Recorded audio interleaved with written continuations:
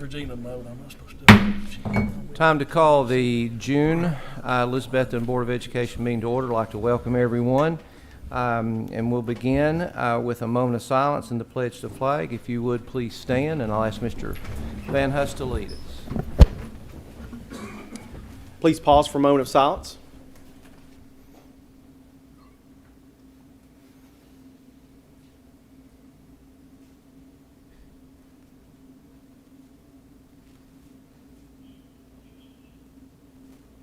Thank you. Attention, salute, pledge. I pledge allegiance to the flag of the United States of America and to the republic for which it stands, one nation, under God, indivisible, with liberty and justice for all.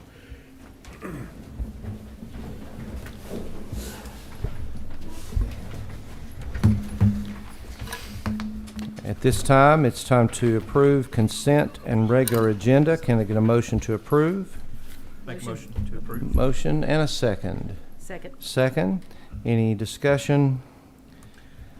Can I make a motion that we, since E through N is all dealing with board policy, can we lump those all together? Just do one vote on. Okay. E through N. All right. So the motion is that we approve with the items E through N on the regular agenda to be lumped together. Can I get a motion to accept that? Motion to accept that. That's fine. Okay. Yeah, and a second. All right. And we'll just go ahead and vote. All those in favor say aye. Aye. And any opposed? And there are none. It's time for citizens to speak. We did not have anyone request to speak before the board, so we'll move on at this time to special recognition, and I'll turn it over to Mr. Van Hust. Thank you very much. Appreciate that, Mr. Pless. We have some individuals we would like to recognize today. So if I could ask Coach Mark Newman to come up and talk about two members of the EHS track team. Well, it's always an honor and a privilege to be able to come up with our running program just to spotlight some of our athletes that we have been blessed with and then continue to keep going from year after year. This year we had Connor Johnson and Kai Simmons. If you do want to come on up, they're actually returning state participants. Kyle was fourth in the state this year in the 100-meter dash, and Connor was first in the shot put and second first in the shot put, second in the distance. So he also set the school record this year in the shot put at 54 feet 3/4 of an inch. He'd throw a cannonball. But these two young athletes, Connor's going to be, of course, Connor's a senior and Kai's just going into her junior year, so looking for even more great things there. Missed out with two athletes this year along beside them, so hopefully next year at this time we're going to have more athletes up here with us. So again, these two young athletes here, they put the hard work in, the training, the effort, the dedication, the commitment to be a Cyclone, and the rewards are paid off at being able to go to the state. You definitely congratulate both of y'all. Thank y'all. Okay. Yeah. Stay right there. Stay right there. We'll get photos.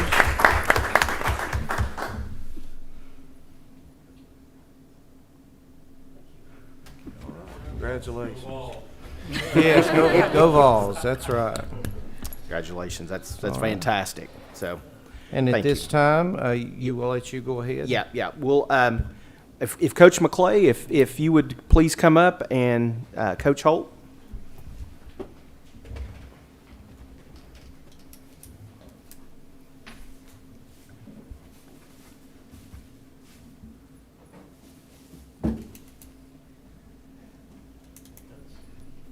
Guys, thank you to the school board, and thank you guys who came. We want to recognize Coach McClay tonight, and it's hard to say goodbye to a coach like Coach McClay and a person like Coach McClay. Coach McClay's been here as a Cyclone for 26 years. He's the first and only soccer coach that's ever been here until this year, and so the body of work that he's put together is incredible. When I came to Elizabeth in 2014, I ended up in a special education classroom at the high school, and Coach McClay was beside me in the support classroom. And, he was just such a great teacher and a great person. He's impacted so many people. And we're here to recognize him as a soccer coach, but I also want to say, how many people you've impacted, students in the classroom, athletes, and you've impacted me too, because Coach McClay has been one of my favorite people since I got here back in 2014. And so it's been a pleasure to work with you.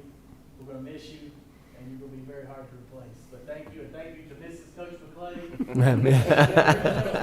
All these years, and he's all yours now. So, Coach McClay, for your vision, leadership, and dedication to the Elizabethton High School boys and girls soccer teams. We thank him for 26 years of exemplary service to the team, school, and community. 445 total wins, 10 district championships, 6 regional championships, and 1 state tournament appearance. Thank you.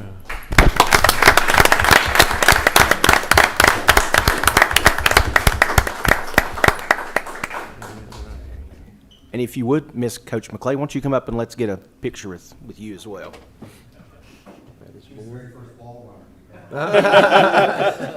Did you pay her $5 today?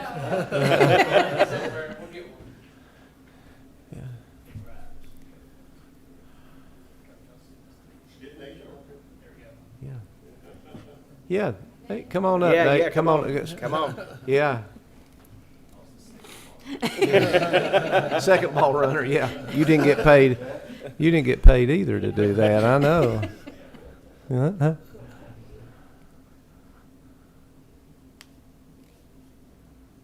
Okay, thank you. Thank you, Coach. I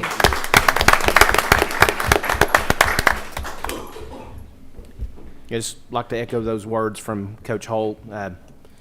Coach McClay's had a huge impact on a lot of people in this district and this community. So we appreciate you very much for your service over these years. So thank you. Yeah, and total number of wins we've looked. There's only 2 or 3 coaches in the history of everything that have had that many wins. So that's pretty impressive. Flip side of that is losses, miles driving around Elizabethton at night, Yeah. trying to figure out how to fix that. Well, we will just talk about W's. So, and we appreciate that. So, from a town that didn't know what soccer was, to where we are now, it's impressive. So, thank you. All right. And at this time, before we move on, if people need to go, you're free to go before we get into the regular business of the meeting. If you want to stay, you're more than welcome. So, okay, at this time, it's time for the director's update. So, again, Mr. Van Huss. Thank you, sir. So again, congratulations to those that we recognize. It's always a great part of the meeting when we have a chance to do that. We are working very hard to close out this past school year, as well as working to begin startup for the next school year. A lot of people talk about, well, you probably don't have anything to do in the summer. Well, if you're around, you know that that's not the case. So lots of work being done already to make those transitions, and we have lots of positive news about this past year. We've received information. I think you may have seen the state released statewide testing results. We have received some initial data for the district, but that is embargoed until July the 6th. But I can tell you that initially the preliminary review of that looks very favorable for the system. So we're very excited about being able to share that at the July meeting. So more to come on that. In the last couple of weeks, we've had visits. We've had tons of visits this year from different publications across the country, nationwide publications, as well as individuals across the state to come and visit and see all the great things that are going on in Elizabethton. In the last couple of weeks, we had the commissioner stopped on their summer bus tour. So they stopped in Elizabethton one day last week and had a chance to meet with our summer school staff and some other teachers in the district and central office and all of our administrators. And that was a very, very good visit. It felt like that they had really an opportunity to speak with her one-on-one, and the commissioner was very forthcoming and honest and went out of her way to try to answer their questions. So we appreciate her visit to Elizabethton. Also, this week we had a visit from Bright Spot, and that's an initiative started by the Tennesseans for Quality Early Education. Again, they were visiting our summer school to see, again, all that work that we're doing around those early grades. And so thanks to all those that made that happen, Dr. Markland, and everyone else that made that possible. Dr. Newman was involved in that as well, and Justin White at T.A. Duggar. So just a testament to, again, all the things that are going on of a positive nature, focusing on student achievement in Elizabethton. This is kind of a bittersweet day as well, because this will be the last meeting for Maggie Cole, our board liaison. So just wanted to share with you how appreciative we are of you, and you've brought a great dynamic to the board, as well as the interactions that we've had, and a positive impact on making good changes and positive changes at Elizabethton High School. So we appreciate you very much, and there's a little goodie bag there from the board as well, and we wish you well as you move on to UT, and the next liaison, Ms. Fields, has big shoes to fill. So we appreciate all your work and efforts. Thank So. you. Thank you. Lastly, what I'd like to do at this point in time is have some administrators come up and speak briefly to you about the different components of the ESSER plan that the board that you have approved over the past couple of years. I think it's important for you to see just a brief snippet of the positive impact that all of those different programs and staffing that we've had, just get a little glimpse of again, how it's affected and positively impacted all the things that are going on in the school. So what we'll do, we'll just kind of roll through the administrators. We also have Carrie Taylor and Phil Ledford here to talk about the technology side. So we'll just go through there, and Dr. Mitten, since you're closest, if you don't care to go ahead and come up and you can kind of get us started there. Sure. Thank you, Mr. Van Nuss. Thank you, Board, for taking a listen. I'll just briefly discuss our college and career advisors, also our English class size reduction teacher, and Canvas, our learning management system that we were able to use funds to purchase. Our English class size reduction teacher, one of the benefits, obviously, of having that in place was to enable us to teach year-long English and English 1 and 2 to tested subjects for EOCs. As Mr. Van Nuss alluded to earlier, we've seen some really positive preliminary data from not just those courses, but just school-wide. But we're encouraged by what we've seen. This year, out of 40 students, all but 3 are projected to meet or exceed their projections. So once that data comes out in August, we've got some ways that we try to predict that. And so it looks like a high percentage of those students, a lot of those students are students who typically miss a lot of school. Attendance is a challenge. Students who need to grow, they may not be on track or mastered, but just need to move from one achievement category to the next. So those were specifically targeted students, and we saw a really good return for that investment in a small class size or small ratio, teacher to student ratio, and then also our results. I think Canvas kind of speaks for itself. We've talked about that a little bit before, about how just having a learning management system that's a little bit more advanced, it gives our teachers the ability and students to be more efficient with what they do, and also post-secondary preparation, because a lot of schools regionally and around us use Canvas or a more advanced learning management system. And once we've secured one-to-one devices, it was something that we requested and we were able to do with ESSER funds, and that has been really good for us. Phil Ledford, of course, you'll hear from him a little bit later about some other things that we've done. And finally, college and career advisors have been a big addition as well. Those two positions have enabled our counselors during a time as we've rebounded from obviously the pandemic, during a time where social and emotional support is at a premium. School counselors are challenged, as I spent 8 years doing that job as well, and just each year they're challenged to do more and more. And the college and career window, it just seems to keep expanding with opportunities and things that students can do, and you can't communicate that information enough. And so our school counselors were able to be available more this year for students, and kind of a tier 1 level of support, both socially and emotionally, for their mental health, and then also able to meet with more students for college and career planning, because our college and career advisors were there to help with things like FAFSA completion, getting the checklist for Tennessee Achieves and Tennessee Promise, and then also things like Major Clarity. So they really served in a role of execution while our counselors were able to meet with more students. They were able to do junior meetings this year in the spring for the first time in a long time because the advisors were able to help them with some of that execution. And so all in all, those three areas that we spent our extra funding, I feel like we're very productive and we got a good return from. We'll see another year of data, but in the beginning here, it's encouraging. So we appreciate your support. And I'll let maybe Mr. Berry come up since we're working in reverse. If that's okay. There you go. That'll work. Thank you.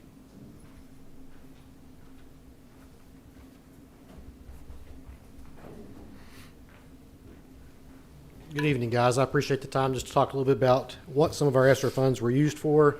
I've given out a sheet. Before we get to that, there are several things that we've received at T.I. Duggar, just like at the high school. One being an additional math teacher, which has helped out our numbers greatly. We had a record number. We hit 630 plus students this year. I think we're projected closer to 650 maybe at the start of the year, depending on numbers. So having that extra math position has been excellent as far as scheduling. So because we're running a little over 200 per class level or grade level. So that really helps us with our scheduling. Our TN Core was an excellent bright spot as well. Obviously, Mr. Van Nuys kind of mentioned scores, and hopefully, the next couple of months we'll really be able to discuss some of those. But I think that's had a large impact with our language arts classes, and we've figured out some things that we want to do with that next year and just make it even better.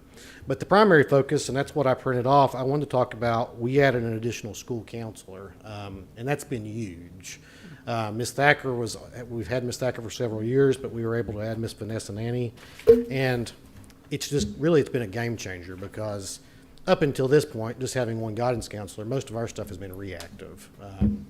You can look at the numbers. The two numbers that I really want to focus, if you look at counseling by the numbers, middle of the page, the first one's a little over 1,400 individual counseling sessions with students.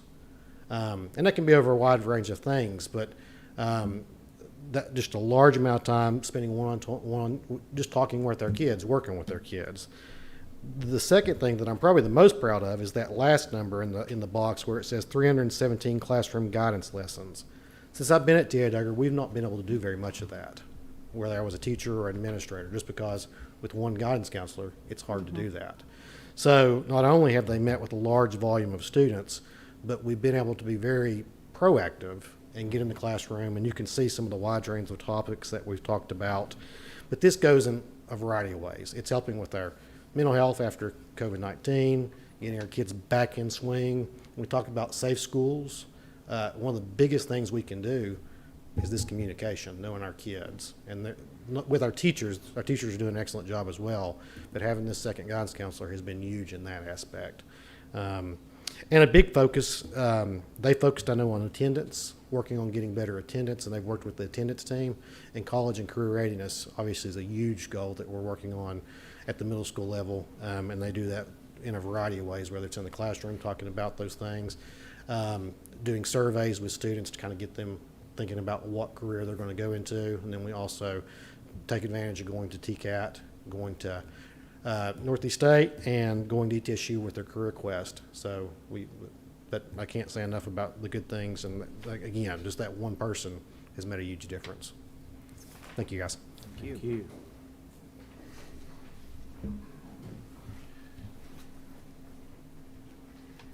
And us elementary school principals, we're going to split it up into, I'm going to talk about our interventionist. 2021, was a rough year, and at the end of the year, testing these students, we were really worried. We're like, we don't want to have a lost generation of kids because they just weren't where they were supposed to be. And so we decided, I think all the schools, that we could use an extra interventionist. At least West Side, we have one ELA interventionist, one math interventionist. And so with this ESSER money, we were able to add another ELA interventionist. And so, and we were correct. And it's been a lifesaver for a couple of reasons. But we started out the year, kindergartners, we had 26 students in Tier 3, and we had 16 in Tier 2. That was at the very beginning of the year. By the end of the year, and what we did is we were able, with 2 interventionists, to break them up into 2 groups so we could have double the students. If we hadn't had that, I mean, 26 students is not a small group, and we do have one assistant, by the way, for RTI. But then by the end of the year, we had no kindergarten students in Tier 3 and only one in Tier 2. Wow. That's tremendous movement. And I would also contribute this to, we've been doing, the science of reading. We've all been, in early literacy, the push that we've been, all the teachers have been trained and teaching phonics. They're really, even before we started doing this, I'd been doing a lot of research on, we know how to teach a struggling reader. We just haven't been doing it, and our teachers needed to be trained. And so what the state's doing is good. It's what's needed to be done. And so I think that also helped. Our students, instead of looking at pictures to figure out words, they're sounding words out. So I'm really seeing I'm excited. In a few years, I think we're really going to have a different class of readers, especially when they hit up into third grade. So I'm excited to see that we're closing those gaps. First grade, they had 31 in Tier 3 at the beginning of the year, 9 in Tier 2. By the end of the year, they had 16 that cut it in half in Tier 3, and they still had 9 in 2, but all those other 15 students went into the Tier 1 group. So, and in second grade, they only had 8 in Tier 3 and 7 in Tier 2, but by the end of the year, they had 1 in Tier 3 and 2 in Tier 3. And then the upper grades was about the same. There was a lot smaller number, but we had a lot of movement, and I know it was the same way at the other schools also. They had some tremendous movement in their tier groups. And we also lost a lot of Title I funding. Westside doesn't get that much anyway, so we lost our Title I funded ELA interventionists.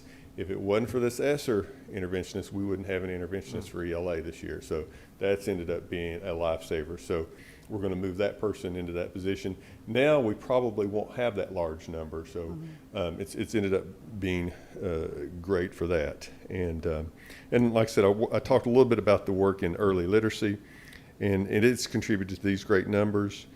And let's see, I was going to say a couple of words about that. Oh, second grade is a good example of what we've been doing in early literacy. One, we went to departmentalized for the first year, and then Mrs. Pless is teaching CKLA, phonics part of it, and then Ms. Fox is teaching the knowledge part using benchmark ELA. So they're really getting 2 ELAs classes, and then Ms. Enzer's teaching math.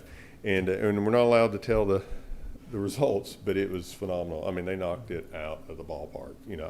The results were just crazy, and so that shows we've got, and with the new law on having these third graders are going to have to be proficient before they move on. This was huge. And so now we're like, okay, we're not far from that goal. We're not far from that. So, but anyway, again, I think in a few years, we sort of plateaued at Westside, on our proficiencies, and we've tried to figure out how can we get over that plateau. And I think the key is early childhood literacy.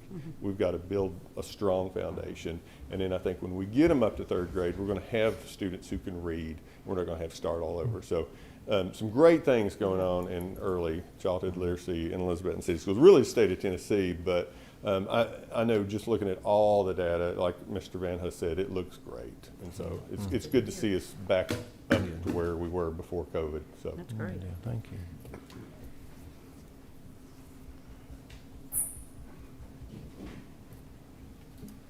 Mr. Wright definitely gets the best shirt award for tonight. He was challenging our principals meeting to wear that shirt tonight, and he did that, so thumbs up, John. I get the opportunity to talk about our TNL core positions, and I think whenever we heard that we were getting these, I think all elementary guys looked there and said, where are we going to put these people? You get a full-time teacher and 2 full-time assistants, and how does this look like? And I can tell you, this being my 8th year at Eastside coming up July 1, which is crazy to think about, it has been the most beneficial positions, along with our writing interventionists, that we've ever had. The growth that our ELA showed at Eastside, when you look at the thing that's all green, you can't help but grin. Good. And it has to do with the small groups. You have 9 students being served on Monday and Tuesday, and another 9 students on Wednesday and Thursday, and then they progress monitor and keep up with that. So I hope that the governor sees this and he says that's beneficial, and he keeps those positions for us because it is making a difference in our students' lives of being proficient readers.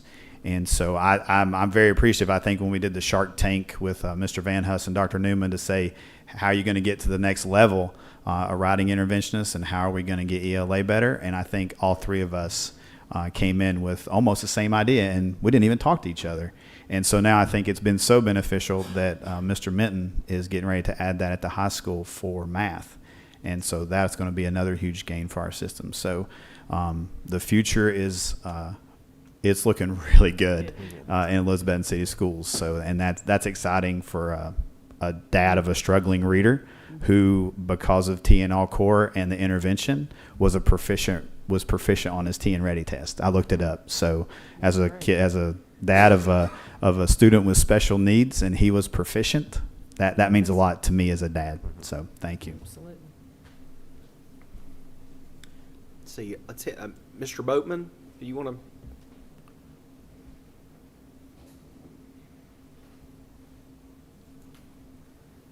Again, thank you guys for hearing us out tonight. You heard Dr. Minton and Mr. Berry both talk a little bit about counseling services.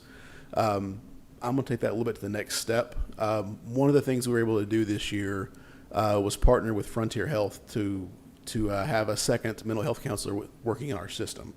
Historically, we've had one that floats around our schools, serves our 2,600-ish students. It's not a great ratio. When you think about counseling, this level of counseling is like your tier 3, so the ones who need the most intensive support, and a 1 to 2,600 ratio is not great. So having the second counselor this year was just truly invaluable. I can't put into words all the different ways that they helped us. The weight off of our school counselors was huge. Being able to take some of those cases that need more intensive counseling and support, I think was huge for our school counselors to get back to the school counseling side of things and do the things that Dr. Minton and Mr. Ray talked about. Second one that kind of goes unnoticed until you really dig down into it was attendance. When they're able to have counseling sessions at school, rather than having parents take them out of school, go over to a facility or to a site and have counseling services there, that's huge. Gets the kids back into the classroom quicker, gets them back in with all these tutors, all these teachers that we talk about. That's a huge step there that we were able to take. And then from a situation where the unfortunate side of crisis situations we have to deal with at the school, where we have students who are truly in a mental health crisis situation, not having to sit and wait sometimes for a crisis counselor to come to us, to call us, to be on the phone with us, to be there in person. Having these folks that are there to step in and help us in those situations is invaluable, not just for our staff, but for those students at the same time. And then specifically in my role from a SPED perspective, I can tell you they were a huge help this year. I lost count of the number of IEP meetings that I would go to, and they're in there with us, helping parents understand what's going on, being a go-between between us and DCS and Child Services and the courts. So just that extra support there was truly invaluable. And really one of the really cool things, I think we saw so much success with that Mr. Van Huss, Dr. Newman, and I were approached at the end of the year by Frontier Health. They were able to procure further grant funding to provide a third counselor to us. That person, I think, started at the tail end of the year and will carry over into next year. But I think the benefit that we've seen from that just speaks for itself, and the fact that Frontier Health came to us and said, it's so successful, you guys are a banner for this, we want to add more. So it's truly been invaluable. So thank you. Mr. Thompson? Save Mr. Ledford and Ms. Taylor for last. Best for last, right? My son would be upset if I didn't, so I apologize in advance. What did the beach say when the tide rolled in? Long time no see. All right, sorry. All right, so I'm here to talk about Elizabeth City Schools social worker, which has been a huge addition to the system. Chelsea Isaacs, she's been able to help create an online referral system that students, staff, and parents are able to access through the home web page. She's assisted in referrals to local agencies for families in need. rental and or utility assistance, home items, housing programs, therapy, parenting, education, support groups, mentoring services, etc. She's also been able to attend 504 meetings to assist counselors as needed, assist staff members with DCS referral process, coordinate with DCS workers, and attended DCS child and family team meetings as needed, and managed the United Way grant to obtain needed items for families such as clothing, shoes, hygiene items, lice kits, etc. She's done many home visits, assisted with Christmas for students, worked closely with school counselors on student cases to provide extra support, provides family support, advocacy, and follow-ups. She's also attends truancy court with me monthly, sometimes twice a month, and able to have her assist with students that are more in need and need extra help, extra support. She's able to go to schools and visit with them, talk with the students, and really get to the bottom of the truancy issues. So it's been good to be able to work personally with her in that aspect. And as the district is researching the possibility of creating a family resource center, additional information to come, but Chelsea will play a huge role in that, helping to put the project together as it does come into fruition.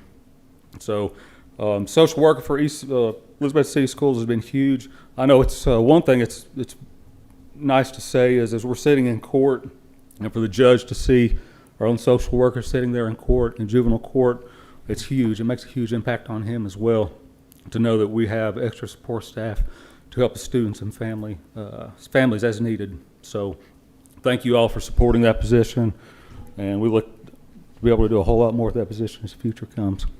So, thank you all. Thank you. Phil, Carrie, I don't know if you all just, whoever wants to go first.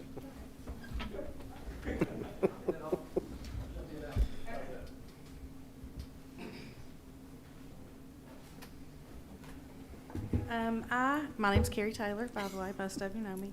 I've been asked to talk about how I support teacher as instructional technology coordinator, and it's some of the technology that I think has been a benefit that we purchase with ESSER funds.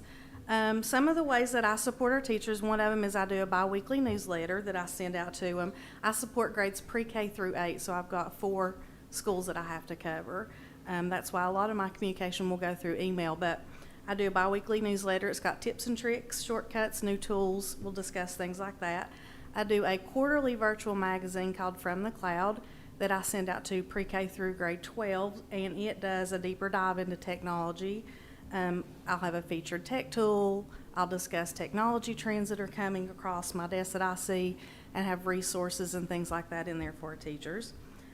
I provide support for all of our digital content and curriculum, so Amplify, Benchmark, like every book that we have that has digital content, I do support for that, help with logins and making sure that everything functions. I shoot how-to videos. They're not the best, but, you know, I do it. The lighting's off. It's good, but it's good. I do how-to videos on how to do things like box slide or any question a teacher asks me. If I can't get to their classroom, I'll do a screen recording real quick and send it to them and then follow up from there. I lead PD sessions on technology tools and using them in the classroom. Any new curriculum that we have, like Zern, the state gave us Zern. I did a PD session on that. And I developed the STREAM curriculum for the summer school for last year and this year and set up a digital platform for our teachers just to be able to go to a website, pull all the curriculum. It's got videos and career information, everything they could need for that.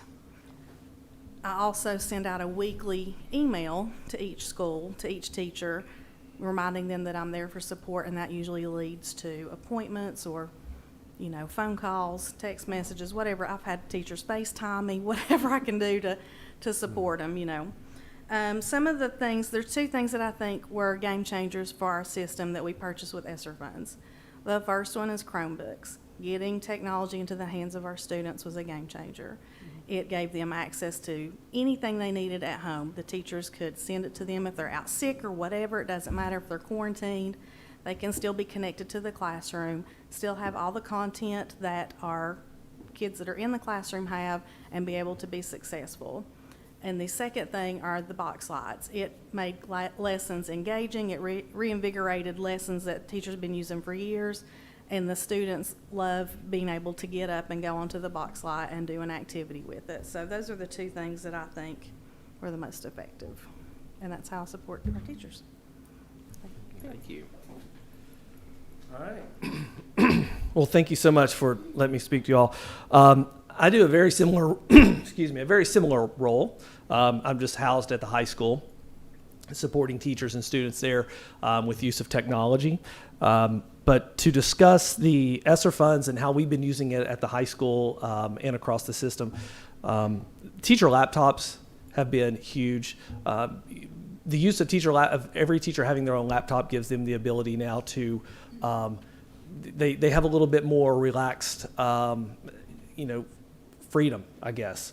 A lot of times you would see teachers who feel like that they're stuck at school really late, having to work on lesson plans or grading and things like that. Now they have that ability to take that home and kind of take a break, and they don't feel like, they don't feel as stressed. We've discussed Canvas. Dr. Minton had discussed that. It's a huge tool. I do briefly want to mention with regards to Canvas, almost every post-secondary school right now is using an LMS or Canvas. And right now, I think as far as Canvas itself goes, in 2019, we were at 41% of all institutions were using Canvas as their LMS. So, and that's gone up since the pandemic. So this is really preparing our students for after high school, being able to use that. The student Chromebooks, like we'd mentioned, huge game changer. The only problem with that is when we quickly learned that when you give every student technology and you let them go home with this technology and do all this in the classroom, it's kind of like giving the kids the keys to the candy shop a little bit, because they just have the internet to explore. And what we discovered is that it was causing a lot of distractions in the classrooms at time, because during instructional time, students are a lot of times off task playing games or trying to watch Netflix or trying to do other things like that. So with ESSER funds, we were able to purchase a program called Hapara, which I'm sure you all are a little bit familiar with. And basically what Hapara does is it gives teachers and admin the ability to monitor student activity on our school devices. So for example, teachers and admin can see the screens that the students are on. We can kind of control that, and if a student is off task, for example, then we can sort of redirect them and put them back on. It's not just a monitoring system, it is an excellent classroom management tool.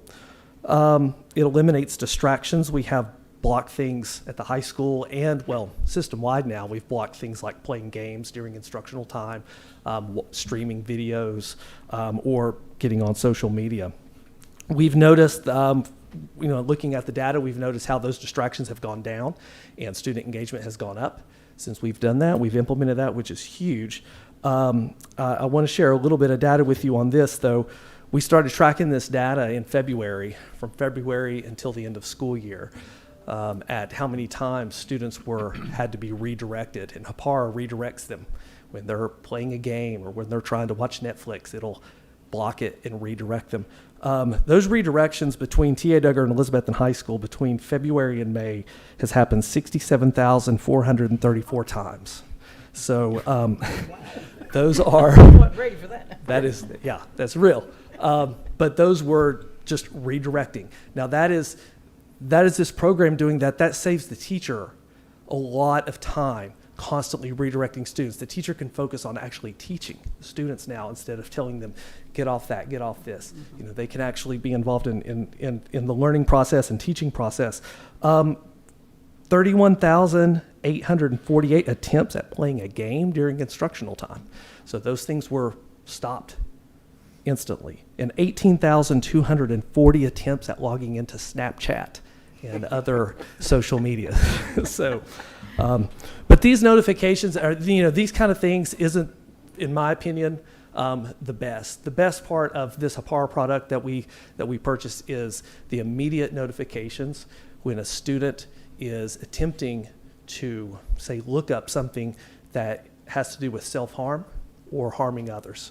So, for example, if a student is trying to look up how to harm themselves or harm others at their school, our admin immediately get a notification in real time. Our guidance counselors immediately get that notification. They're able to pull that student in, have those conversations. And I really don't think that you can put a price on that. So whatever we spent on this program, it's been worth every penny in my book on that. So thank you again for everything, and we look forward to another great school year. Thank you. Speaking of that, I think what you've seen, and Phil can probably talk to this, but eventually students know they can't do that, so they just quit trying because they know they're not going to be able to get there. So that's been huge. But Mr. Hurley mentioned the fact that when we first received ESSER funding, Dr. Newman and I sat down with each principal and said, you know, if cost is no limit, what do you need to take your school to the next level? And all those things that they came up with, I just wrote those down as they mentioned. The interventionists at every elementary school, counselors, and the career counselor at the high school in T.A. Duggar, the class size reduction teachers, those were all things that were mentioned in there that came straight from them and their discussions with their teachers, staff, and leadership teams. And so it wasn't central office sitting up here and saying, well, we need another this or that or the other. So that's why it's been so effective, because it came from the school level that this is what we need. And so that took a little time, but I thought it's very, very important. I wanted you to hear all the positive things that are going on because of that. And we're very proud of the fact that we've taken every penny of that ESSER money and we've put it in things to serve and help students. And so we're very, very proud of that. So we'll continue to give you those updates periodically as we move forward. So, and with that, I'm finished. Okay. Well, thank you, and thank you to all that reported. And I see direct benefit from some of that, listening to, again, my wife talk about help she's received, which is just really nice. So I really appreciate that. It's time now for board members' report. Do we have anyone on the board that needs to report? I know that we have the end of the year's coming up in a few days. If you have to do some kind of training that you haven't done, just make sure it's done by the 30th. But I think a lot of people will be able to get their time in on those at the legal conference in July or the fall state conference. So, and again, see Miss Felicia if you need to register for anything there. Anybody else have anything with the board? Okay, City Council, Mr. Simley, anything you'd like to share? Got any money to give away or anything? Well, we are and have been working on our budget. Because of our budget from last year and being a COVID year, we basically pulled all of our real spending back. And because of that, this year we had some money carry over, and we had a very good budget year this year. We were able to fund a lot of things that we've been wanting to fund. Police station, police department, got some new cars, new vehicles, fire department, and so forth. But before the meeting started tonight, me and Mr. Van Huss were talking, and he reminded me of the SRO funding for next year and the state cutback. And technology is an amazing thing. While we're having a meeting, I'm sitting there on my phone, an old man maybe send a text message to the city manager and say, hey, do we have funding for SROs? Well, I recall us in our budget workshops, we did talk about it, and we did. And I did confirm, but don't hold my feet to the fire, but we're needing about $60,000 to cover the SRO funding for 23 that the state did not fund the school board this year. And right now it looks like we had set aside $42,000. So it looks like there's just a little bit of shortage there, but I'm sure we can, between the two of us, we can work through that. So that was, again, technology is an amazing thing, and we were able to figure that out. Yeah. A couple, three updates. Again, my apologies for not making the last, I think maybe it's 2 board meetings. We've had a lot of budget workshops, a lot of different meetings and things. It's just been crazy busy with the city. And also I want to make a comment to the 67,000 attempts to get on either internet or gaming. It's no different when you're an adult, because we have that problem with my company. Because we also watch our employees, and we do have to send them reminders. You need to work and not play. So it's not just for children. A couple, 3 things. Boyd Sports, we just, we're in the process of signing an extension agreement with them. I'm saying this to remind you, our baseball team is #1 down in Black Bottom at our field. So we just want to let you know that, and if there's any issues, problems, please let us know. Boyd says they'll basically give you guys the field as needed, But I'm saying that also to say is that playing conditions are not the best right now. The field, the infield in particular, is like 18 or 19 years old. It needs to be resurfaced.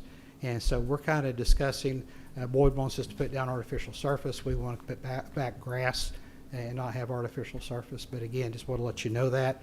And also we're working on the seating. A lot of changes been going on down there. If you've been to any baseball games this year, please go down to one. Got a lot of nice seating things going on down there. As everyone knows, we have coming up September 21st and 22nd here at the high school at Citizens Bank Stadium. It's a kickoff to the Covered Bridge Days music. We have Big Daddy Weave and Crowder. I think they're the first night. I think that's Thursday night. Wednesday, I think. And then on Friday night, we have Dylan Scott and Kip Moore. And those tickets are available online. So again, we appreciate the school system working with the city and letting us borrow your stadium there. We're hoping to sell it out. We need to sell it out. So everyone, please come see the events. Also, all these things I'm mentioning here, we still need volunteers with the city. So any students that need volunteer time, please contact Mike Maines, contact myself, anyone with the city. We can get you signed up. We got Covered Bridge Days coming up for July 4th. Big deal, big events, a lot of things going on. And that Saturday, July 2nd, we just have a full event of days. And it's topped off with fireworks that evening, my favorite part of it.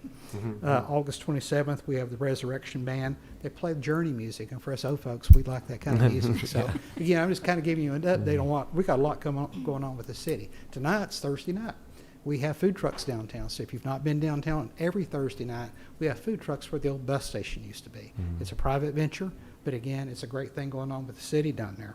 And then, of course, every month, First Fridays downtown. If you've not been downtown for the First Friday event, oh my gosh, it's a lot of fun. A lot of things, a lot of music going on. And just about all the businesses are open downtown for that First Friday event. And my favorite, the car show on Saturday night from 5 to 9. All right. So please come down for one of the car shows. Again, thank you. And we'll work on this funding for the SROs. Again, don't quote us on the numbers, Richard, but that's the text message. Daniel didn't have the budget at home, but he said he thought we had set $42,000 aside. So we'll work on that. Thank you. Thank you again. All right, thank you, Mr. Seaman. And last, and certainly not least, already been mentioned, Student Liaison Report. Miss Maggie, anything you want to share? I just want to say thank you. This has been a very unique opportunity. I feel like I've learned a lot of things just from talking to each of you and all the administrators I've worked with. They've been so helpful and taking me seriously and talking to the students and just feeling like they have a say in the things that are going on in their education. So thank you guys.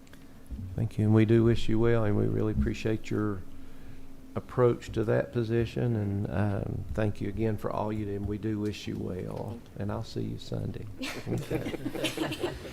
Okay, now it's time for the regular agenda. First item is consideration and action regarding the contract between Elizabethton City School Board of Education and Director of Schools Richard Van Huss. And I need to ask a question real quick. Do we need to vote on just the discussion or not until a motion is made?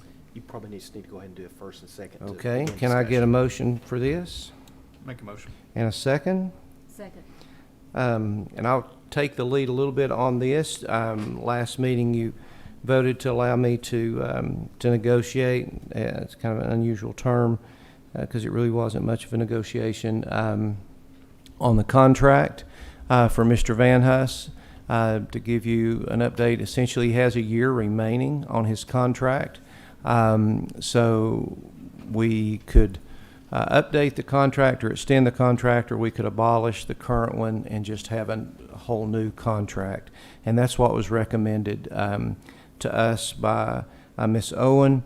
And so he asked for one thing different in the negotiation part of this, and that was if we would consider doing maybe $50 a month more gas, which when we first discussed it seemed like a really good amount, and since that time that kind of sounds kind of piddly.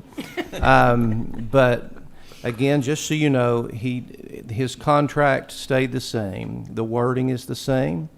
So we did, in talking with Ms. Wilson, we did change his responsibility factor by 0.02 of a point, which when you do the math, it has just a very little impact on the salary. But So what I'm proposing and what is written is that we abolish the 1-year contract that's remaining, and that we just make that a 4-year contract, which is essentially extending his current contract by 3 years.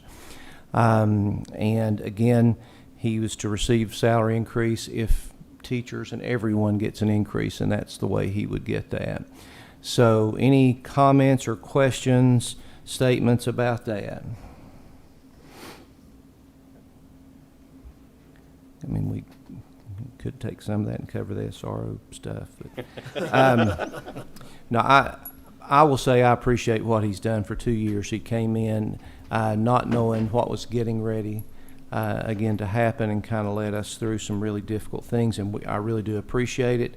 I think it's a good time for some stability there, and I think 4 years does that. And again, I appreciate that. So. The only thing I would like to say, Mr. Van Ness came in at a very trying time for our school system. We're in the middle of a pandemic.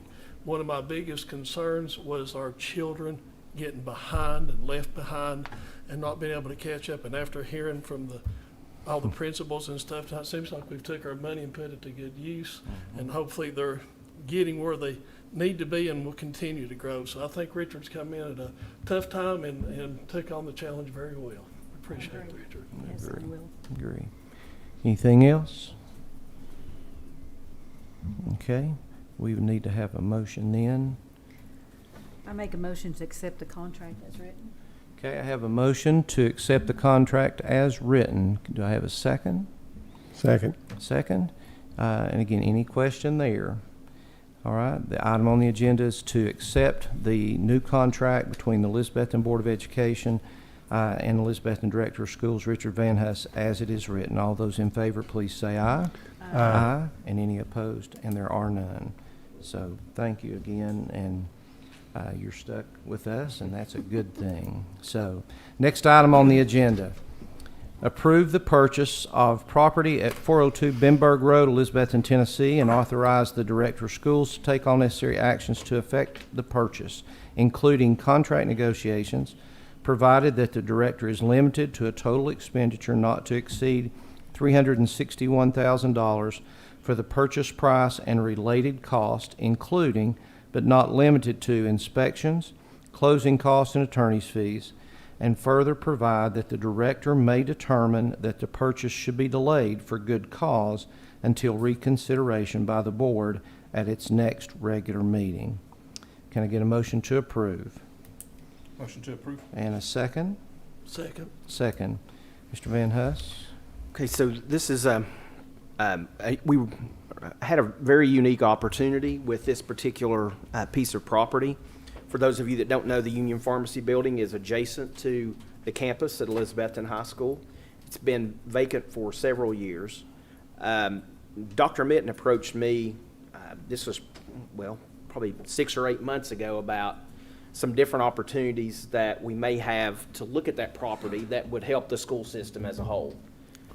So, you know, as we continue to look at that, looking at the price, looking at the opportunities of what all we could do with that property. At the time, my thought was, well, we know we can do one thing. If you look around, most of the districts in Northeast Tennessee have a professional learning center. They have a space that's dedicated just for professional learning for their staff members. Well, we really don't have that. We do have this space that we utilize here in the boardroom, but as you know, parking is very, very limited here. And so if we do anything during the course of business, during the day, the parking lots are already filled now. And so if we add anyone else, we're parking on the street and other things which cause concern, you know, from a traffic standpoint around the facility here. So in my mind, that was the first thing. It said, yeah, this really makes sense for us to consider. The building itself is about 2,800 square feet. So roughly the space that we would have for the professional learning center would be very similar to what you see here in the open floor space here in the boardroom. As a matter of fact, that has a little bit more floor space than what we have right here. And so that could kind of give you an idea of the size of that space. So that's about 2,000 square feet. There's another roughly 800 square feet off the back of the building. It's an L-shaped building. So at the time, it's like, well, there's lots of things we can do, but it's going to be a good decision for us to consider this, even if we're not sure of the way we're going to use that other space. I knew that the opportunities for using that other space would come. It would just be a matter of us determining those. Well, just in the course of looking at that property, we've talked about two additional things. First one being the possibility of moving the alternative school from the campus of the high school across the street to this location. It's obviously very close to the high school, which is an advantage. Plus, it provides an extra level of separation from the alternative school students and the rest of the general population. So, but yet it's still close enough there to be able to monitor and things like that. So that's one other consideration for some of that square footage. The other thing we've talked about, and Mr. Thompson mentioned the fact that the possibility of looking at a family resource center. Again, we have a social worker right now, so this would just enhance that program. Essentially what it would be is in one location where we could centralize and kind of consolidate all the different services that we provide for our students across the district.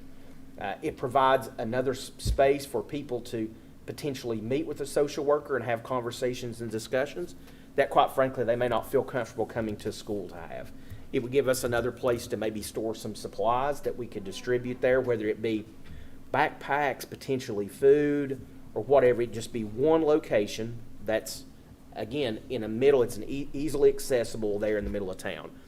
There's, again, where it was a pharmacy, there's a drive-up window that may or may not be of benefit to us for that particular portion of the building usage, but also there's a drive completely around the building.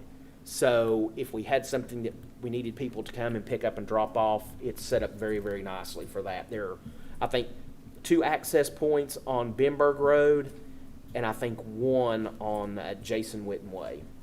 There's roughly between 27 and 30 parking spots. I can't remember the exact number on site there, but if we had something going on during school where we were inviting people in, whether it be from, maybe other districts across the region, or maybe even people coming to visit from across the country. I mentioned earlier in my report about the different people that have been in just in this last week to look at all the great things that are going on. We may have some opportunities to do that specifically at the high school. So I think having this facility would greatly enhance what we're able to provide for not only our teachers, but those other student aspects, family aspects that it would impact. So the benefits are endless there. As far as funding to pay for this piece of property, we have some reserve funds at the high school, along with some XQ funds as well, that's in this current budget that you all will be approving here shortly. And roughly that gives us about $200,000 of the needed funding to purchase this facility. So when you look roughly there at the difference, you're at about $160,000 of what I would say taxpayer dollars would be needed to purchase that property. So when you look at the square footage, the cost per square foot of that facility, it's down to, once you take out the grant funding that we would use, the $200,000, that makes it about $74 a square foot that the system's investing, which is unheard of, right now, especially in this market. So what this particular item, the agenda, what you would allow me to do is to negotiate all the details and the particulars to try to finalize this purchase with an amount not to exceed what was listed there, $361,000. And I think it will come in under that. The list price was, I think, $369,000. So basically, that price came down almost $14,000. And then some of the other things in there will be those fees, the inspection. If you approve this tonight, the first thing we'll do is have a commercial inspection person come in and take a look at that, analyze and evaluate all of the different systems in that building to make sure that there's not anything unseen there that could potentially be a big financial burden for the system. So if you move forward today, that will be the first thing that we'll do, and we have that lined up for possibly early next week to do that. So I've said a lot. What about questions that you may have? How about remodeling? I know we spend this on that, then we have to go and spend another $300,000 on remodeling. If we have to sprinkle it, then it doesn't become such a great deal, in my opinion. How much will have to be done in trying to get it ready for what we need it for? Right. So I've spoken with Mr. Weems about sprinkling, what would be necessary there. And based on the square footage that we would use, it is well under the square footage necessary to sprinkle the building, so that would not be a concern. What we would propose to do is use a lot of the labor in our maintenance department to help work through and do those remodeling portions that we need to do in there. So really at that point, the system would be out, obviously, some of those materials, but we would probably work with Mr. Weems to help us put together a design that maximizes the space in there and minimizes those investments that we need to make. But I will tell you that if you've driven by recently, just within the last 2 or 3 weeks, they put a brand new roof on it. So there's some structural things there that you think, well, those are some big ticket items we're going to have to address. Well, there's one that we know is taken care of. So, especially for those of you that have been in any school, space is at a premium. We just don't have a lot of extra space for some of the things like what we're talking about here. So this would impact freeing up additional space at the high school directly. It would free up some space here at the central office, which, quite frankly, we have some people in closets, to be quite honest with you, just because there's nowhere else to go. So it would free up some space in some of our existing facilities as well.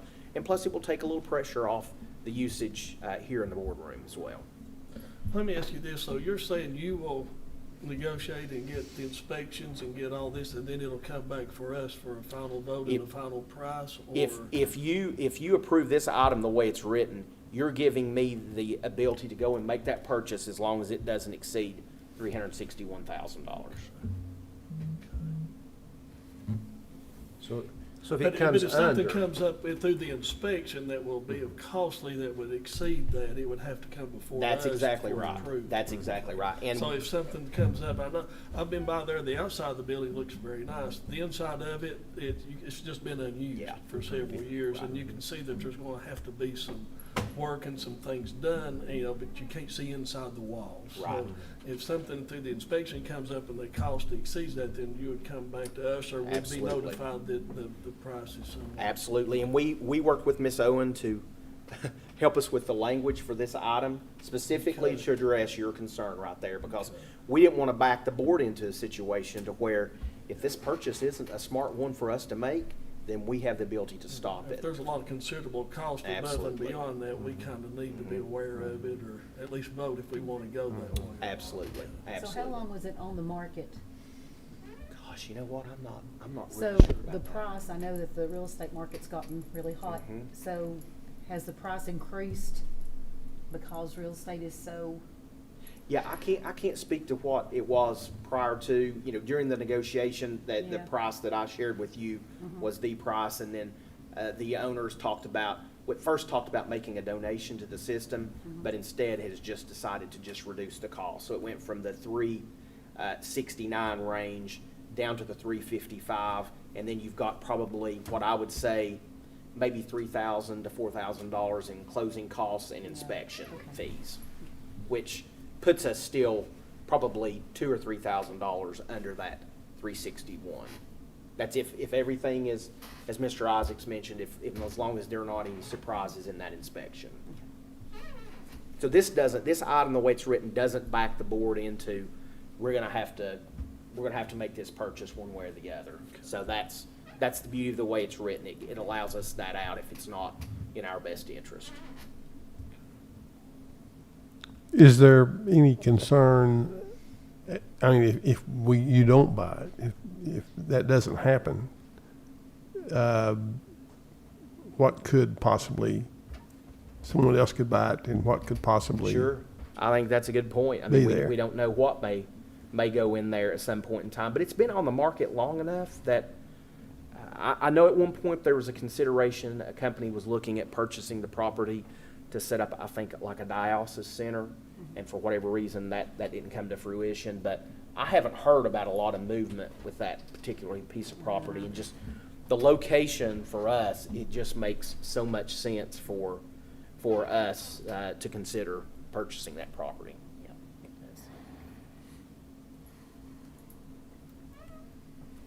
Anything else? Okay. The item is to approve the purchase of property at 402 Benberg Road, Elizabethton, Tennessee, and authorize the Director of Schools to take all necessary actions to effect the purchase, including contract negotiations, provided that the Director is limited to a total expenditure not to exceed $361,000 for the purchase price and related cost, including but not limited to inspections, closing cost, and attorney's fees. And further provided that the Director may determine that the purchase should be delayed for good cause until reconsidered by the Board at its next regular meeting. All those in favor, please say aye. Aye. Any opposed? Okay, item carries. Thank you. Next item is to approve a 3-year agreement with BAMWX for weather forecasting service in the amount of $2,430. Can I get a motion to approve? Motion to approve. A motion and a second? Second. Second? Okay. So, at the start of this last school year, I received some information from a company that basically is just what it says. They have a weather app. They have a dedicated set of meteorologists that review and look at a host of different models and forecasts as it relates to weather. And as you know, the area that we live, you talk to any meteorologist, anyone, they'll tell you that this area in northeast Tennessee is probably the most difficult to predict. Just the lay of the land, the mountains, the Appalachian Mountains that we're up against, it's a real challenge. So the beauty of this particular app is that set of meteorologists, forecasters that I mentioned to you. At any point in time, I can send them a message or give them a call and say, hey, what does it look like in Elizabethton? And I've tested this multiple times. Anytime I do that, within 5 minutes I get a response. They then go and look at all the data, and they can give me information on what it looks like. When it's been really, really valuable to me has been once we've been in school and there's a front that moves through, maybe some potential inclement weather, is what's going to be the timing of when it gets here. Because you can watch on forecast models, it'll be snow, and then as it gets closer to our area, it'll start changing over to a mix or maybe rain or vice versa. So the fact that there's someone there that's dedicated to look at our specific area has been very, very helpful to me. So again, the app has tons of information included in there, even if we don't contact them, but it has anticipated snowfall, rainfall, dew points, temperatures, humidity, the whole 9 yards. There's a 36-hour forecast that you can look at, and part of the feature is we choose 5 locations that we can get information from, and so we've strategically picked those different locations in the region as most of that weather moves toward us. Like, for instance, Greenville, we have one in Kingsport, Johnson City, so we're kind of blanketing that area to the west as weather moves through. So it works so well. What I would like to do, my request is for you to allow me to enter a 3-year contract for that amount. So you can see that's about $800 a year. Again, there were 2 instances that we had this winter where we were in school, and both times I contacted them about, is it good? You think we're okay to make it through the school day and not dismiss early? And both times they told me, yeah, I think you're good. And both times they were correct. Other people were closing. We were able to stay open and finish out the day, and then move on, and save those days and protect instructional time. So now I don't know. Some teachers may not want me to get this. Teachers don't like that. They may want to. I'm gonna do like this. But in all seriousness, it's been very helpful to me. So I'd appreciate your consideration allowing me to move forward with this. Questions on that? So the caterpillar's not working? No. The woolly worm is not. He's not very accurate. So. Times are different. It's such a big deal now about just the safety and everything, so I think that's really good. So item is to approve a 3-year agreement with BAMWX for weather forecasting service in the amount of $2,430. All those in favor, please say aye. Aye. And any opposed? And there are none. Next item, approve the 2022-2023 XQ grant milestones and budget for Elizabethton High School. Can I get a motion to approve? Motion to approve. Motion and a second. Second. And a second. Okay. Are you or Yes, who's gonna we're take the going to lead? ask Dr. Mitten if he'll come up and share a little bit, some of the highlights and details of those milestones and budget with you. This has already been sent to XQ and received their initial approval for that. So at this point, it will be up to the board if we move forward with the budget as it's presented. Thank you, Mr. Van Ness. First thing I'm going to do is budget orange folders instead of blue ones. That's in the instructional materials portion, and I'll tell you about that in a minute. I'll be very brief and take as many questions as you have. The one thing that I will share with you, this is a front and back copy of our performance milestones that XQ requires that we complete in conjunction with them. And it is divided into several categories.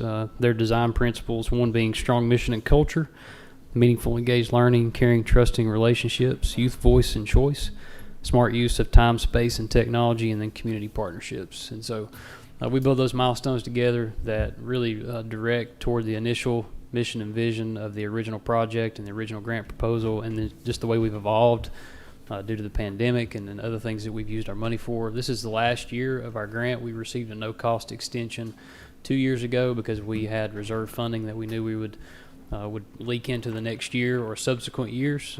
They've given us a hard time, or Sean, our senior advisor, has given us a hard time almost every year because we have a hard time spending the money that we have. It's not every day or really any time in most people's career where you're challenged with trying to figure out how to spend certain types of money in a certain way. You know, we're handcuffed in a lot of ways to not be able to spend local dollars, but a specific way, and that needs to impact students. But I'll say that the school system, the school under Mr. Boatman's leadership prior to my time at Elizabethton, and then teacher feedback, and then also with Mr. Campbell and other people who have benefited and then just contributed their feedback to the budget. We've done a really good job of trying to create things that are innovative, just like our student liaison sitting on the board. Maggie's helped us make some decisions with our budget and with just some things that we've done, and also things that would sustain over time, things that wouldn't just come and go from one year to the next.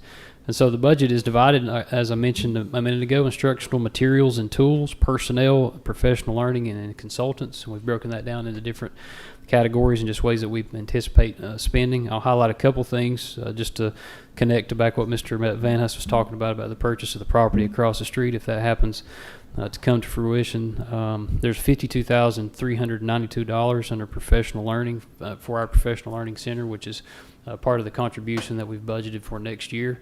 We also have some things built in there, thanks to the advisement of XQ, things like PD materials and collaborative furniture that we would be able to set aside to maybe put over there. Part of the vision of this, or part of the discussion that Mr. Van Huss and I had about that property, was also came from XQ in a way that they've received a lot of feedback from other schools because we originally, at the beginning of the grant, and still continue to be a public school who is rethinking innovative ways to do high school. And so we've been a model for that across the nation and in their network. And so one of the things that they would like to see happen over time, even as our partnership ends and may extend, who knows, that's up to them and up to the board, of course, is to be able to allow other schools to come in and see some of the innovative things that we've done. And so as Mr. Van Huss mentioned, as you well know, space is a premium, especially around our campus and in our school building. And so anytime we can secure up space and hopefully being able to secure that space and use some of our grant funding to do that, if that happens to happen, would allow us to be able to showcase our high school and showcase other schools in the system as well. So I think it's a win-win for everyone. That's just a couple of things. Feel free to take a look at it. I'd be happy to take your calls or take questions right now about any part of the budget, but we feel like this would be a good use of money and investment for the last part of our grant and for our school and our school system and our students. Again, I'm kind of amazed at how that's helped our school, not really knowing necessarily where we were headed at the beginning. just really appreciate the impact they've had on what it's allowing our students to do. It has been a wonderful addition, and the partnership, I think, is really strong, and I appreciate anybody who's keeping that those fires going. So we appreciate what they've done. I used to dream about things, and just seeing things being much better than the dreams were is really, really neat. I can't say that enough. So How much of the XQ program is left? I mean, it was like a 5-year grant or commitment on their part. How much of that 5 years are we at the end, or? We are, yes. Okay, so last year would have originally been the last year of the grant. Okay, so but when the pandemic hit and we really had just a freeze in spending, then we saw some reserve funding that we already had from year 1 and year 2. And then in year 3, they agreed for what they called a no-cost extension, so we could just essentially take the remaining funds that we had and extend them an additional year, which that would be the 2022-23 school year. And there's potential for additional partnership. I don't know what that looks like. Have a relationship Sure, with this I think there's potential for that. And part of the conversations that we had earlier in the school year was centered around not what we've done over the last 5 years. We obviously want to be able to sustain that, but more focusing on a goal of how do we share that information with other schools to show what we've been able to do with the funding, which is really a limited amount of funding, only in comparison to other schools in the network who really had no physical space or building at the onset of the competition or when they received funding, where we've been able to be locally funded and also funded with the grant. Just the unique and innovative ways that we've been able to use that money. It's not been perfect. It's not always, we've tried to make the best decisions that we can, but at the end of the day, they really see a ton of value in our community and community partnerships and how connected our community is to the school. It's not like that in other parts of the country. I think if we look around the region, we see that as kind of a stamp or a seal of a lot of high schools and smaller schools, but around the country, it's not like that. And sometimes they'll compliment things that they see on visits, and in a lot of ways, we're just so used to seeing it because it's just what we do and how we operate that we sometimes take it for granted. And so I think with the hopeful addition of a professional learning center or some type of space or concept like that, there's a potential to be able for Elizabethton High School and maybe even our system to lead the way with them and maybe extend that partnership. But that, of course, would be up to the board and up to XQ as well. It's kind of amazing watching this thing transpire when you had a group of students that actually did this for our school system many years ago. It was pretty interesting to watch that evolve, and they did it for us. I mean, Very unique. The instructors, They presented it back on an old smart or whatever kind of board it was. Yeah, back there. Now it's changed. I can't not remember so what useless kind of. after all, right? Yeah. So, but it has been very beneficial. I just think how our students have grown in ways that we just couldn't have. And I mean, are we the only public school right now that they're involved with, or? Yes, fully funded public. Yes. Yes. Yeah, So it is public. a unique situation for them. We hope they'll be around for a long time in any capacity. Yeah, and as I mentioned, Mr. Boatman was around for the original grant competition. What a unique experience to be a part of. Just how the students won the competition, the original award, and then that kind of transformed into being part of the Super School Network because of what they came and saw. And he was around for that just because they came and saw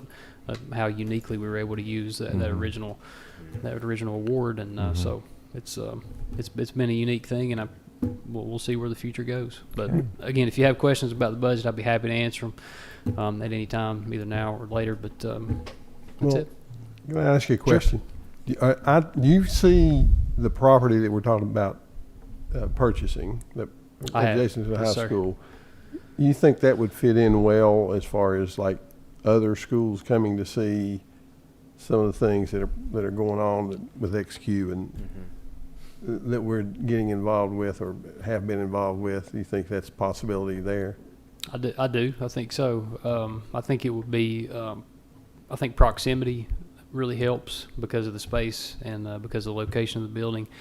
And I also think that, as I mentioned earlier, just with even the potential of an extended partnership, and even if not, I think it's just going to be a really great space for us to be able to grow professionally for our teachers and for our students. Then also, in the event that even regionally, if schools want to come in and maybe see things that we're doing. Obviously, we've got some really good data that we've talked about already tonight, and so I think there's a lot of potential. But to answer your question, I think yes, there's a lot of potential for that as well. Well, the only thing that concerns me just a little bit about that property is actually the space.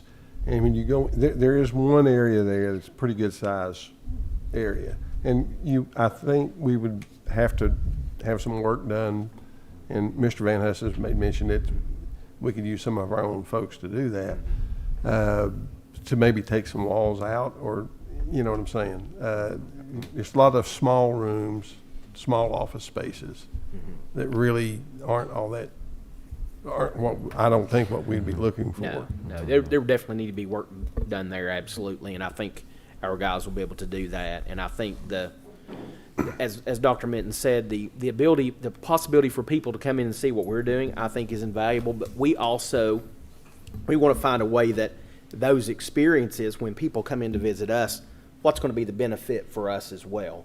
We're more than willing to help, but we want to walk through this process if we move forward, and how does that fold in with what the mission and vision of the school is, and how does that help us enhance that even further? So we're trying to look at ways to leverage that, and we'll see how that plays out. But no, I think it's huge. When we had the last visit, we basically shut the band room down, and we had a community partnership group there, a meeting, and things like that. Which, to be quite honest with you, we can't do it's okay to do that occasionally, but we can't shut down the school for an extended period of time, multiple days a week, or even multiple days a year or a month. So this allows us that space where people could come and visit, we could share information, and then they would have the opportunity to go and do a tour and walk through the school with minimal disruption to what's going on there. So that's the beauty of that location.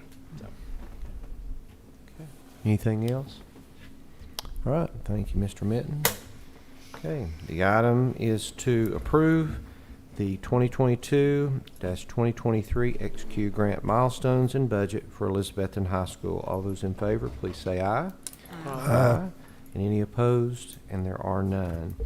Okay, next, we have lumped items E through N together. I will read that all together, and then I'll turn it over to Mr. Van Huss. So the next item is to approve recommended update of Board Policy 3.202, Emergency Preparedness Plan, approve new Board Policy 3.219, use of unmanned aircraft systems or drones, to approve recommended update of Board Policy 4.212, Virtual Education Program, approve new Board Policy 5.119, Employment of Retirees, approve recommended update of Board Policy 5.200, Separation Practices for Tenured Teachers, approve recommended update of Board Policy 5.201, Separation Practices for Non-Tenured Teachers, approve recommended update of Board Policy 5.701, Substitute Teachers, approve recommended update of Board Policy 6.200, Attendance, approve recommended update of Board Policy 6318, admission of suspended or expelled students, and approve recommended update of Board Policy 6.409, reporting child abuse. Motion to approve. Thank you. I kind of got lost in reading that. So, do I have a second? Second. All right. Okay. Now, Mr. Van Huss. Yeah, so I have a little cheat sheet here. I'm going to hit the highlights of the major changes or additions to each of these policies. So, and I will pause at the end of each one of those and give you a chance to ask any questions that you may have. First one, 3.202, emergency preparedness. It now states that once each school year, we will be required to conduct a remote learning drill, so that if we end up in a situation like we have been the last 2 years, that we could easily and seamlessly transition to remote learning for students with minimal disruption to the school operations.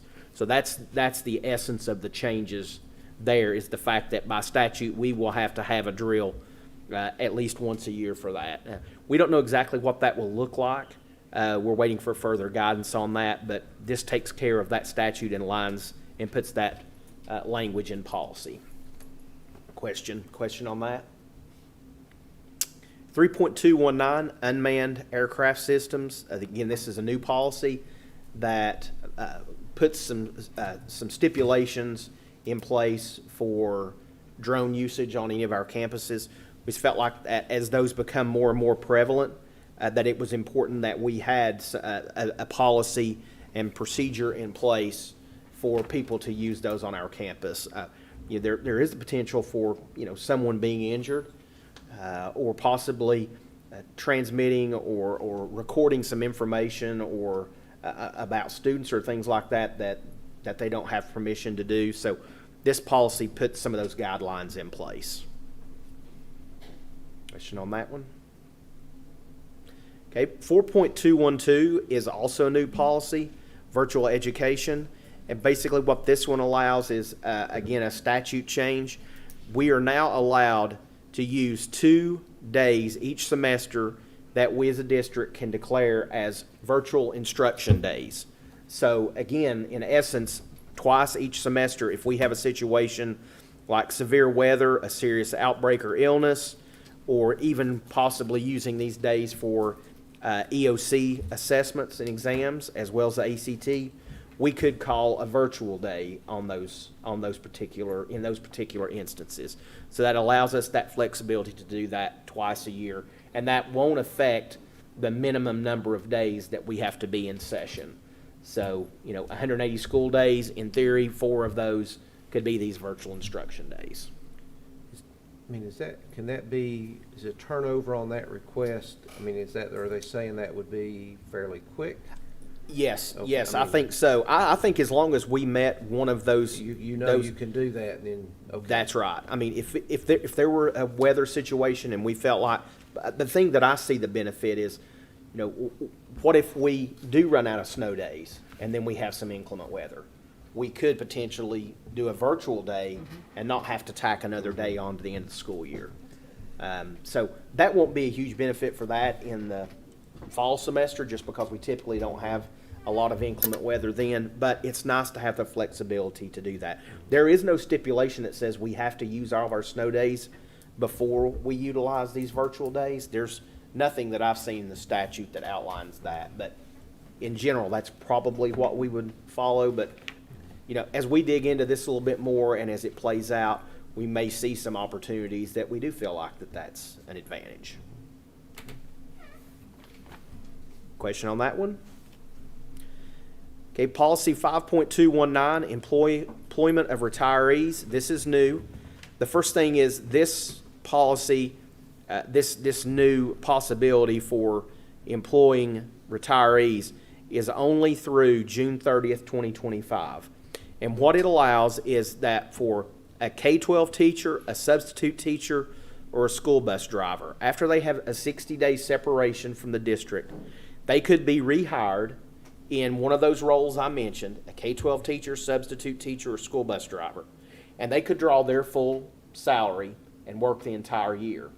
But at the same time, while they're doing that, they would be entitled to draw 70% of what their retirement allowance is. So the easiest way for me to explain this is if you have someone that's retired and they can earn 50% of their income over their high 5 years of employment, if that's 50%, then you can draw 70% of that. So it'd be 35% is the rough calculation on that. So they could draw 35% of what their original high 5 salary is. So obviously the intention is to try to think of some innovative ways to address the teacher shortage that we've seen across the state. So draw their full salary and then still be entitled to 70% of their retirement allowance. And then obviously at some point in time, if they decide to just fully retire, then they would begin drawing that full retirement allowance. Okay. So I mean that's a huge benefit, I think. We'll see if that's a situation where that makes sense for us to do at some particular time. One other note, there's no tenure associated with that. So at that point in time, those individuals just become 1-year hires, and you can renew them year by year. But tenure would be over at that point in time, and they could be rehired on a year-by-year basis. If you'll notice there in policy 5.200, 5.201, and 5.701, those are on here as well because they're pulling those references to retirement benefits out of those policies because this new policy has been created. Okay? But there's one other change in 5.200, and that's separation practices for non-tenured teachers. By statute, if you have an employee that you non-renew at the end of the year, but the reason that you non-renew them is because funding for their position was eliminated, you're required to put that in their letter. And the benefit for them is, sometimes when you're going to hire someone, if you see they've been non-rehired, sometimes the first thing that pops into your mind is, okay, are they not any good? Are there issues? But this will spell it out for a future employer to see, well, it looks like this person did fine. The reason they weren't rehired was because of funding. So that's a good protection for teachers that may be in that situation. Question on that one? I'm almost finished. 3 more. 6.200 is attendance. And at this point in time, state law has now changed so that we can no longer withdraw or deny someone a permit or a driver's license due to poor student academic performance. So we can no longer withhold or keep that back now because of that. We still have the opportunity to do that for attendance issues and things like that, but not for academic performance. And there's one other change to this one. We have a real challenge with students that are absent from school, but they need to bring in written excuses from a doctor or someone else. What we're proposing to add to this policy is that parents have 3 days once they return to get those letters and those notes into us. So it really puts the onus back on the parents to get those in a timely manner, because trying to manage that from an attendance standpoint is a nightmare. And it may be someone says, oh, well, yeah, I mean, that absent was 3 months ago, and I had a doctor's note. Oh, let me get that. And so this will eliminate that. It puts a time frame on that's reasonable, and then they can work with the principal. We're giving them that flexibility. If there's a situation that, I forgot to get that, but the doctor's, out of town for a week, well, then that's fine. It's just we want to this should create a level of communication between the school and the parent that, quite frankly, we need to make that process better. Yeah. 6.318, admission of suspended or expelled students. In the past, if we had a student that requested enrollment in our district, but they had been suspended or expelled from another district, we weren't required to accept them. But when that happened, we were required to notify the Commissioner of Education. Now we no longer have to, that requirement has been removed. We do not have to notify the Commissioner if that's the case. Very, very, very rare that would ever happen, but we need to change this policy so that it aligned with state law on that. And the last one, 6.409, reporting child abuse. 2 things here. First of all, they've lowered the requirement for individuals within the school system that are required to participate in training.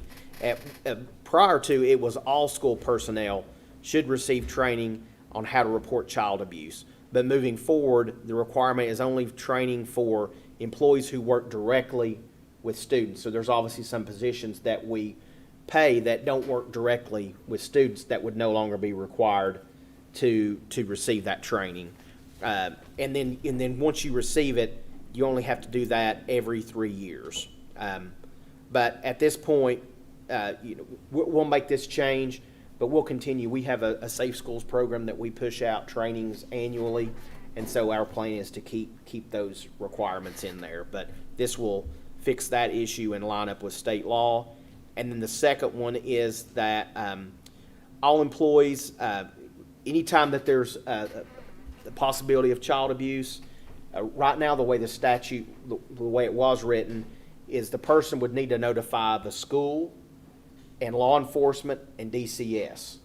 So this changes if that potential abuse involves someone that's affiliated with the school system, an employee, formerly employed, or has any connection with the school system, this allows the reporter to contact law enforcement and DCS first before they contact the school. They're still required to do that, but I think that's just an added protection so that the person reporting, you know, if there's a situation where they feel like, I mean, the school may try to cover something up or something. I think that's the intent of why that would be in there. So law enforcement and DCS would know on the front end and be ready to do an investigation prior to. So that's the two changes to the child abuse, reporting child abuse policy.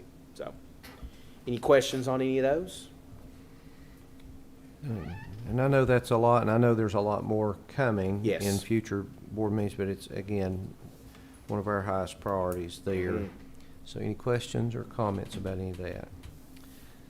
Okay, the item is to approve, and again, what I will do is I will just read numbers here. To approve recommended updated board policy 3.202, new board policy 3.219, updated board policy 4.212, new board policy 5.119, updated policy 5.200, updated policy 5.201, updated policy 5.701, updated policy 6.200, and updated policy 6.318, and updated policy 6.409. All those in favor, please say aye. Aye. And any opposed? And there are none. Okay. The next regularly scheduled meeting will be held on the 21st day of July here in the Mac Pierce Boardroom at 5:30. Can I get a motion to Can I mention one other thing? Yes. Keep in mind that evening, we'll plan to leave to go down to Summer Law in Gatlinburg. So it will start early that next morning. So we'll plan to leave, if we want to leave as a group after that, to head down there. So just wanted to mention that to you. Okay. All right. Can I get a motion to adjourn? Motion to adjourn. Have a good evening. Thank you. I'm thinking about that, how we want to do it. It's right there at the top. Same thing.